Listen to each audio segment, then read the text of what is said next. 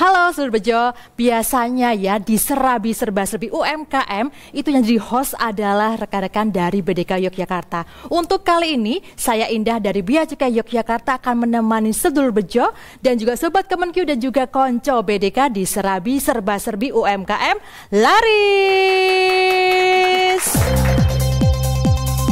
Dan pada kali ini saya sudah ditemani oleh sedulur UMKM Bea Cukai Yogyakarta yaitu Mbak Inang. Sehat Mbak Inang? Sehat. Wah, ini pokoknya sedulur Bea Cukai Yogyakarta sekali ya dengan BDK Yogyakarta juga. Nah, Mbak Inang pada kali ini akan share ya Mbak terkait produknya. Nah, produknya ini adalah yang lagi digemari anak muda zaman sekarang nih Mbak Inang, yaitu kopi. Tapi saya penasaran nih Mbak Inang, kenapa sih Mbak Inang itu memilih produk kopi, gak teh atau apa gitu? Apakah memang cinta sekali nih dengan produk kopi terus aku mau bikin usaha untuk memproduksi kopi nih? Sebenarnya awalnya seperti apa gitu? Awalnya sih kecebur. Aduh kecebur ya. Terus dicekokin temen lah. Dicekokin temen, minum kopi baik. yang bener kan gitu. Oke. Karena dulu kan kopi gunting. Kita nggak usah Kopi sebut gunting. brand ya. Oke, Kita nggak usah kopi sebut gunting brand. ya. Kopi gunting. Terus sama teman disuruh minum kopi yang benar. Oke. Dan kebetulan 2018 saya dapat kepercayaan dari Bupati Boyolali. Waduh, untuk oke. nulis buku sejarah kopinya Boyolali. Sejarah kopi Boyolali ya. jadi Tapi waktu ya. itu sudah terjun di belum ya? Belum, jadi Oke, karena oke. pas lagi pembuatan buku ditanyain petaninya, habis bikin buku mau ngapain? Ya mau ngapain ya? Mau ngapain ya? Setelah ini sih cuma nulis buku Ini aja cuma nulis ya buku. kan. Tapi Tanggung. akhirnya pertanyaan itu yang jadi beban moral. Aduh, terus akhirnya Ya, akhirnya mau nggak mau karena memang Boyolali punya kopi ya. Oke. Ya udah saya garap sampai detik ini. sampai detik ini. Ini tahun berapa itu Mbak Inang menulis buku tentang kopi itu? 2018. 2018. Terus kemudian lanjut untuk memproduksi kopi mulai tahun Mulai belajar kopinya 2019, kemudian dihantam COVID. Oh iya, Ya betul. kan dihantam 2020 COVID, gitu ya. serabutan, nganter-nganter sayur ke rumah-rumah orang kan gitu ya. Pokoknya yang penting survive kan gitu. Oke, betul. 2021 dapat peluang pertama ekspor ke Jerman. Ekspor ke Jerman 2021. 2021 Oke. dengan pengetahuan ekspor nol sama sekali. Nol sama sekali ya, tapi sudah bisa ekspor ke Jerman waktu itu tahun 2021. 2021 Maret. Itu berapa banyak itu yang diekspor Enggak itu? banyak memang, waktu itu kan masih trial shipment, jadi Trial, 500 oke. kilo. Cuman yang bikin saya cukup terharu karena itu dibikin seremoninya sama Kementerian Luar Negeri. Oh, oke. Karena 500 kilo loh Di Mbak. tengah COVID, di itu yang tengah COVID. di tengah COVID Itu setengah ton itu ya, banyak sekali. Ya lumayan, ganti HP baru gitu. Ganti HP baru, ada hikmahnya. Lah Pas-pasan apa HP sih ini? rusak. Pas-pasan berarti pas itu ya, ternyata mendatangkan hikmahnya juga. Betul. Terus kemudian untuk kopinya waktu di awal itu apakah memang sudah beraneka ragam kopi atau hanya satu jenis kopi aja? Kalau di awal memang hanya fokus Arabica. Arabica aja yang ya. dikirim. Tapi sebenarnya saya ngerjain semua Arabica, Liberica, dan Robusta. Amerika, Arabica, Liberica, dan Robusta. Robusta. Ini bedanya apa sih Mbak? Simpelnya gini, kalau untuk orang awam biasanya saya bilang kalau Arabica itu ada rasa kecutnya. Rasa kecut, oke. Kalau Robusta itu udah pasti pahit. Oke. Itu ciri khas pertamanya Robusta. Robusta ya. Kemudian untuk Liberica itu agak banci sedikit karena dia rasanya Gimana itu? Iya. Agak nggak jelas gitu ya. Agak galau. Agak galau. Karena dia punya rasa kecut dan juga punya rasa pahit yang cukup kuat. Aduh, Balance jadinya sebenarnya. Oke. Kan itu. Tapi bestsellernya apa nih? Arabica tetap. Arabica. Karena kebetulan saya juga pecinta Arabica. Oke, kalau saya pencinta apa ya? Pecinta cuan sih. Pencinta cuan. Tapi biasanya tetap Arabica, bestsellernya dari dulu sampai sekarang. Ya masih Arabica karena memang taste-nya Arabica itu macam-macam gitu ya.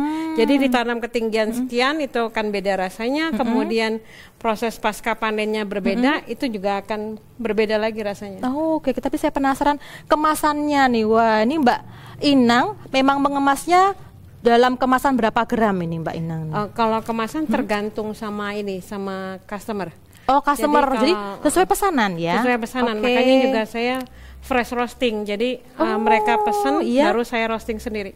Oh, jadi memang fresh ya, nggak terus nyetok dalam bentuk besar jadi banyak biar gitu mereka ya. benar-benar nikmatin kopi yang baru. Oke. Wah, ini juga ternyata di kemasannya ada banyak pilihan dari cinnamon roast, American roast. Ya, itu level roastingnya sih. Wah, luar biasa. Jadi memang pencinta kopi harus nih ya nyobain Kopinang nih. Nah, tapi penjualannya online, offline atau apa nih Mbak? Atau dua-duanya? Offline kebetulan enggak, karena saya belajar dari pengalaman belum bisa percaya.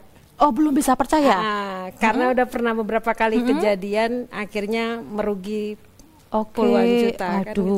Jadi sekarang full online full aja online, ya. Full online, kan Oke. Dan Mbak Inang ini adalah salah satu peserta setia nih ya. Kalau BDK Yogyakarta ada acara, Bea Cukai Yogyakarta ada terkait ekspor, pasti Mbak Inang ikut berpartisipasi ya Mbak. Salah satunya adalah Prostari atau program pengusaha wanita mandiri. Nah, Mbak Inang sudah ikut Prostari juga kan ya. Nah, terus kemudian dari Prostari itu selain nambah temen nih Mbak Inang, ada hikmah atau ada dampak positifnya nggak untuk penjualan atau pemasaran Kopinang? Kalau pemasaran pasti ada, kan gitu ya, pasti. Paling enggak kan branding kita makin dikenal ya, kan gitu. Terus yang lebih ngelotok sih ilmunya apa tuh? ya. Wah, ilmunya. Contohnya ilmu apa nih Mbak? Sampai saking sudah seringnya ikut pelatihan juga sampai wah, besok berarti Mbak Inang bisa jadi salah satu narasumber tamu ya. Saking seringnya ikut program dari BDK Yogyakarta maupun dari Bea Cukai Yogyakarta terkait ekspor. Nah, mungkin Mbak Inang juga sering ya, sepertinya Mbak Inang juga pernah mengundang Bea Cukai Yogyakarta untuk sharing ke teman-teman calon eksportir muda waktu itu ya, eksportir milenial. Nama grupnya waktu itu apa Mbak? Saya lupa tuh waktunya. Ada dua, waktu itu kan ada komunitas bisa ekspor sama komunitas Indonesia Export Channel. Itu memang untuk calon-calon eksportir ya. Baik-baik. Dan memang ilmu dari Prostari memang ada pengaruh positifnya dan juga menambah relasi nggak ya Mbak, teman-teman UMKM jadi makin banyak kenalannya lewat program-program yang dilaksanakan oleh Bea Cukai Yogyakarta maupun oleh BDK Yogyakarta. Nah, Mbak Inang kalau mau ini nih mau order Kopinang nih gimana? Apakah harus menghubungi Mbak Inang atau lewat apa gitu? Tokped ada, Shopee ada. Dengan 3 jenis varian ini ya. 3 jenis varian ya. Dan tentu ini yang paling menarik adalah fresh roastnya Mbak. Ya, fresh roast. Luar biasa. Jadi makanya di toko online saya selalu bilang itu pre-order. Karena harus di roasting dulu. Tuh, jadi lebih fresh nih. Jadi nggak nyetok banyak gitu loh, seperti kopi-kopi yang lain gitu ya. Tapi ingat nih, kalau Kopinang tuh fresh roast. Wah, dan ini ada tadi apa namanya Mbak ini? Level roastingnya nih banyak ada cinnamon roast, American roast. Kayak kapan-kapan mau belajar roasting deh Mbak ini Mbak. Jangan nanti nambah saingan. Oh, nambah saingan, nggak apa-apa, nambah saingan ya. Dan mudah-mudahan nih Kopinang nih makin berkembang, makin menginspirasi teman-teman UMKM ya di produk yang sejenis mungkin Mbak, karena memang ekspor ini lumayan ya Mbak untuk dampak positif bagi para UMKM. Enaknya karena dolar yang diterima. Nah, enaknya karena kursnya dolar. Beda. Wah, kan kursnya gitu ya. beda. Jadi ekspor, kalau bisa ekspor ya Mbak ya, karena lebih menggiurkan. Betul, karena dolar terima. Karena dolar terimanya. Nah, mungkin Mbak Inang nih punya tips dan trik atau pesan deh Mbak buat UMKM yang mungkin pengen ekspor tapi belum bisa gitu Mbak Inang.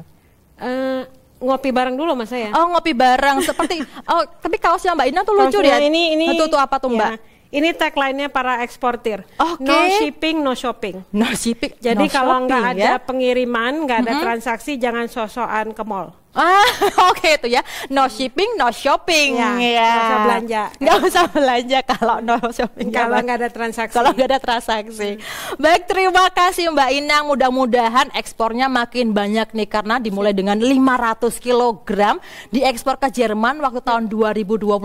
Mudah-mudahan makin berkembang, makin besar ekspornya dan bisa menginspirasi UMKM lain. Terima kasih Mbak Inang. Kita jumpa di kesempatan lain ya, di acara-acara BDK Yogyakarta maupun Bea Cukai Yogyakarta yang lain. Terima kasih Sobat Kemenq, Konco BDK dan juga Surbejo. Kita jumpa lagi di next episode serba-serbi UMKM lari.